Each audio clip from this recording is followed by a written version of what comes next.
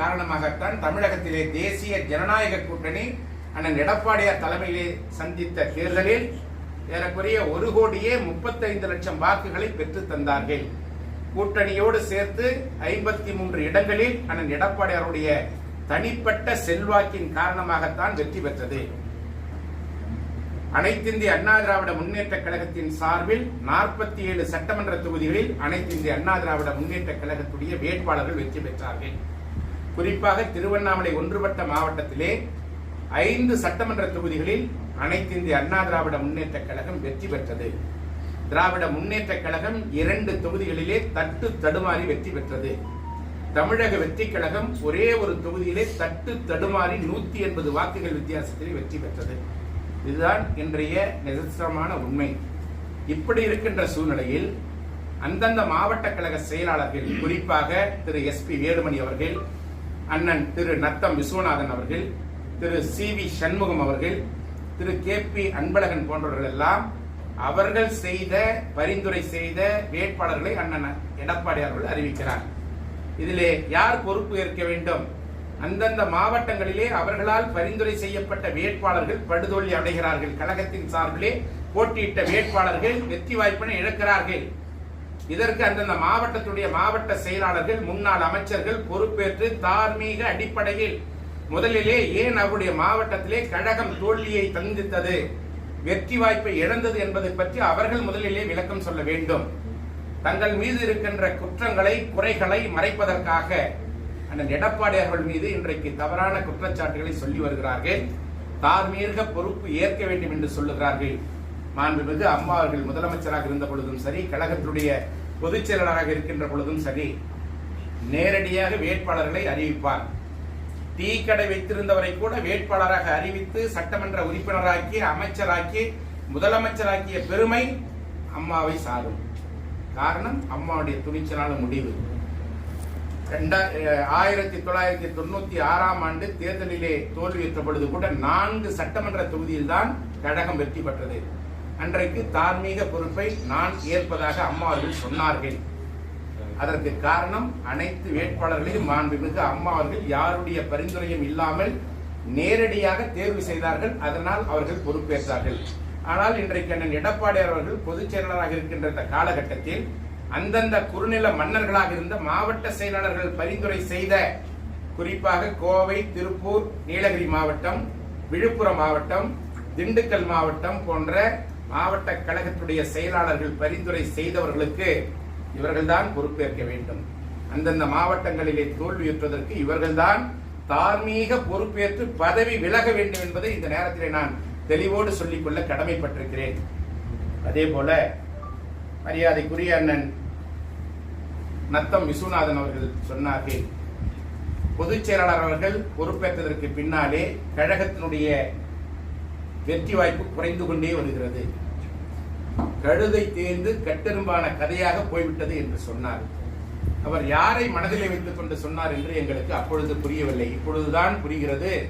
இவரை மனதில் வைத்துக் கொண்டே இந்த கருத்தை அவர் சொல்லியிருப்பார் என்று நாங்கள் நம்புகிறோம். அதற்கு காரணம், மாண்புமிகு அம்மா அவர்கள் இருந்த பொழுதே 2016ஆம் ஆண்டு திண்டுக்கல் மாவட்டம் ஆத்தூர் சட்டமன்ற தொகுதியில் அனைத்திந்திய அண்ணா திராவிட முன்னேற்ற கழகத்தின் சார்பிலே போட்டியிட்ட அண்ணன் நத்தம் விஸ்வநாதன் அவர்கள் வெற்றி வாய்ப்பை இழக்கிறார், தோல்வி அடைகிறார். தனிப்பட்ட செல்வாக்கு தனக்கு இருப்பதாக சொல்லிக் கொள்ளுகின்ற அண்ணன் நத்தம் விஸ்வநாதன் 2016 அனைத்திந்திய அண்ணா திராவிட முன்னேற்ற கழகம் ஆட்சி அமைக்கிறது. அந்த காலகட்டத்திலே திண்டுக்கல் மாவட்டத்திலே கொடிகட்டி பறக்கிறேன் என்று சொன்ன அண்ணன் திண்டுக்கல் மாவட்டத்தை சேர்ந்த நத்தம் விஸ்வநாதன் அவர்கள் ஏன் தோல்வியை சந்தித்தார்? அதற்கு என்ன காரணம்? அவர் தொண்டர்களை அரவணைத்து செல்லவில்லை என்பதுதான் காரணம். மாறாக மீண்டும் 2021 2026 மாண்புமிகு அண்ணன் எடப்பாடியாருடைய ஆதரவால் அவர் அளித்த வாய்ப்பின் காரணமாக மீண்டும் சட்டமன்ற தேர்தலிலே போட்டியிட்டு 2021 வெற்றி பெறுகிறார், 2026 வெற்றி பெறுகிறார். அதற்கு யார் காரணம்? அனைத்திந்திய அண்ணா திராவிட முன்னேற்ற கழகத்துடைய பொதுச் செயலாளர் அண்ணன் எடப்பாடியார் தான் காரணம் என்பதை அவர் புரிந்து கொள்ள வேண்டும். அதே போல இவர்களுக்கு மாண்புமிகு அம்மா அவர்கள் இருந்தபோது மாவட்ட செயலாளர் பதவியோடு தான் அவர் வைத்திருந்தார்.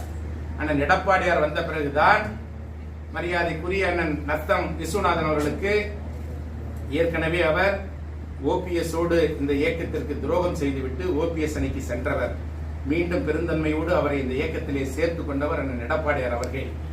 அந்த பெருந்தன்மையெல்லாம் மறந்துவிட்டு இன்றைக்கு வாய் போன போக்கில் தவறான கருத்துக்களை பதிவு செய்து கொண்டிருக்கிறார் என்பதை புரிந்து கொள்ள வேண்டும். இன்றைக்கு இவருக்கு கழகத்தினுடைய துணை பொதுச் செயலாளர் பதவியை தந்தது அண்ணன் எடப்பாடியார் அவர்தான். அதே போல அண்ணன் SP வேலுமணி அவர்களுக்கு மாண்புமிகு அம்மா அவர்கள் இருந்த பொழுது மாவட்ட கழக செயலாளர் பதவியை தந்தார்கள். அண்ணன் எடப்பாடியார் தான் அவருக்கு கழகத்தினுடைய அமைப்பு செயலாளர் பதவியை தந்தார்கள். இன்றைக்கு கழகத்தினுடைய மிக முக்கிய பொறுப்பான துணை பொதுச் செயலாளர் பதவியை தந்து அழகு பார்த்தவர் அண்ணன் எடப்பாடியார் தான் என்பதை அவர் மறந்துவிடக் கூடாது. உதாரணத்திற்கு ஒன்று சொல்ல வேண்டும் என்றால் 2024 நாடாளுமன்ற தேர்தலிலே பாரதிய ஜனதாவோடு கூட்டணி வைக்க வேண்டாம் என்று முதலில் குரல் கொடுத்தவர் மரியாதைக்குரிய அண்ணன் SP வேலுமணி அவர்கள்தான். அந்த தேர்தலில் அவரால் பரிந்துரை செய்யப்பட்ட ஒரு வேட்பாளர் தான் முன்னாள் சட்டப்பேரவை தலைவர் மரியாதைக்குரிய அண்ணன் தனபால் அவர்களுடைய மகன் லோகேஷ் அவர்களுக்கு நாடாளுமன்ற தேர்தலிலே போட்டியிடுவதற்கான வாய்ப்பினை பெற்று தந்தவர் திரு SP வேலுமணி அவர்கள். எப்பேற்பட்ட நபர்களுக்கு அவர் பரிந்துரை செய்தார் என்பதற்கு இது ஒரு உதாரணம். அனைத்து இந்திய அண்ணா திராவிட முன்னேற்ற கழகம் வெற்றி பெறவில்லை என்று தெரிந்த உடனேயே அவர் கட்சி மாறுகிறார். இன்றைக்கு தமிழக வெற்றி கழகத்திலே இணைந்து சட்டமன்ற உறுப்பினராக தேர்வு செய்யப்படுகிறார், அமைச்சராக பணியாற்றுகிறார். இப்படிப்பட்ட நபர்களுக்கு இவர்கள் பரிந்துரை செய்தால் இந்த இயக்கம் அனைத்து இந்திய அண்ணா திராவிட முன்னேற்ற கழகம் எப்படி வெற்றி பெறும்? இவர்களால் தான் அண்ணன் எடப்பாடியாருடைய தலைமையின் கீழே செயல்பட்ட இவர்களை போன்ற முன்னணி தலைவர்கள் கொடுத்த தவறான ஆலோசனையில் தான் அனைத்து இந்திய அண்ணா திராவிட முன்னேற்ற கழகம் தொடர்ந்து வெற்றி வாய்ப்பினை இழந்து கொண்டிருக்கிறது. இதுபோன்று கழகத்திலே குழப்பம் விளைவிப்பதற்காக ஆட்சி அதிகாரத்திற்கு வர முடியவில்லை என்ற எரிச்சலின் காரணமாக 2026 சட்டமன்ற தேர்தலில் தாவேகாவோடு கூட்டணி வைக்க சொன்னோம் என்று திரு SP வேலுமணி அவர்கள் இன்றைக்கு சொல்லுகிறார். அன்றைய காலகட்டத்திலே யாரோடு கூட்டணி வைக்க வேண்டும் என்ற முடிவை எடுக்கக்கூடிய இடத்திலே இருந்தவர் அண்ணன் SP வேலுமணி அவர்கள் என்பது அவருடைய மனசாட்சிக்கு தெரியும். அண்ணன் எடப்பாடியார் அவர்கள் பெருந்தன்மையாக கழகத்தின் சார்பிலே போட்டியிடுவதற்கான நிர்ணயம் செய்யப்பட்ட தொகுதிகளில் இருந்து குறையாமல் மற்றவர்களுக்கு நீங்கள் வாய்ப்பினை கூட்டணி பேசுங்கள் என்று அவர்களுக்குத்தான் அவர் சுதந்திரம் அளித்தார்கள். இன்றைக்கு அண்ணன் எடப்பாடியார்கள் மீது கடுமையான குற்றச்சாட்டுகளை தொடர்ந்து சொல்லிக் கொண்டிருக்கிறார்கள். 2026 சட்டமன்ற தேர்தலில் தாவேகா தனி பெரும்பான்மை பெறவில்லை என்பதற்காக அவர்கள் பல்வேறு இயக்கங்களோடு தொடர்பு கொண்டார்கள். அண்ணன் எடப்பாடியார் அவர்கள் தொடர்ந்து அவர்களை தொடர்பு கொண்ட பொழுது அனைத்து இந்திய அண்ணா திராவிட முன்னேற்ற கழகம் தமிழகத்திலே சிறந்த எதிர்க்கட்சியாக செயல்படும் என்று அறிவித்து விட்டார்.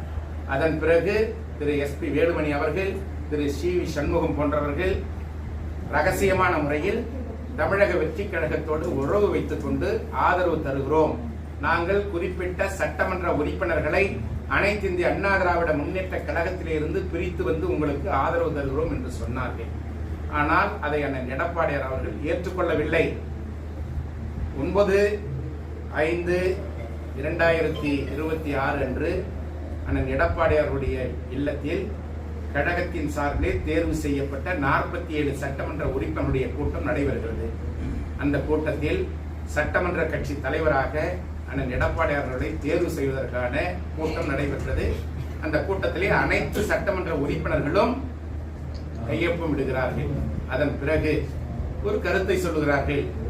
ஏன் நாம் தாவேகாவிற்கு தமிழக வெற்றி கழகத்திற்கு ஆதரவு தெரிவிக்க கூடாது என்ற கருத்தை திரு CV சண்முகம் அவர்களும் திரு SP வேலுமணி அவர்களும் பொதுச் செயலாளர்களே கேட்கிறார்கள்.